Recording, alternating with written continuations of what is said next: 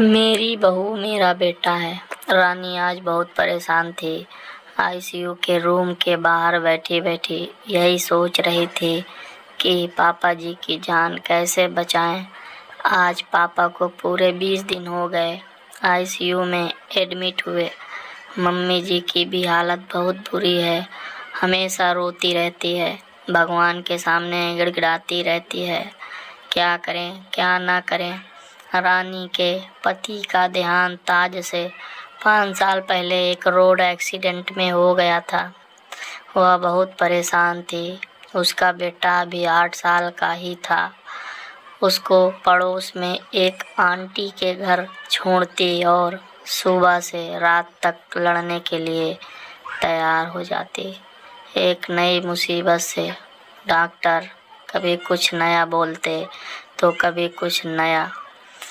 पैसे खत्म हो गए थे, लेकिन वह थी कि हार ही न मानती थी। आप ही साथ जाती, वहाँ से भाग भाग कर हॉस्पिटल आती। हॉस्पिटल से घर न जाने कहाँ से उसमें इतनी शक्ति आ गई थी कि वह यह सब संभाल रही थी। और रात में आँखों में से नींद पता नहीं कहाँ चली गई थी।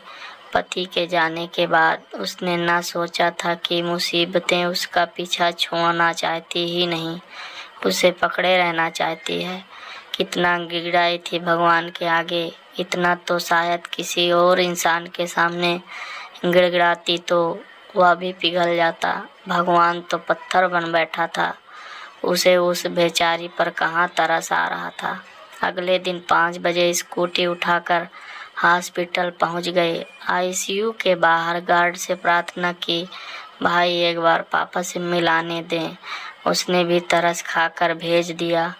पापा जी लेटे हुए थे, लेकिन आंखों में नींद न थी। उन्होंने जैसे ही रानी को देखा तो हाथ उठाया। रानी समझ गई पापा कुछ कहना चाहते हैं। आगे बढ़ी, पापा का हाथ अपने हाथों में लिया। बस पापा ने यही बोला, तू मेरी बहू नहीं मेरा बेटा है। अगर मेरा बेटा होता तो मुझे छोड़ कर ना जाता। तो मुझे छोड़कर मत जाना। रानी खूब जोर से रो पड़ी। नहीं पापा, मैं आपको कभी छोड़ कर नहीं जाऊंगी, कभी भी नहीं। अपने आप को संभालते हुए बाहर निकल आए। वहीं बैठी रही, डॉक्टर का इंतजार करने लगे। डॉक्टर ने पापा को देखकर बोला, 2 से 3 टेस्ट के बाद आपके पापा को आईसीयू से शिफ्ट कर दिया जाएगा।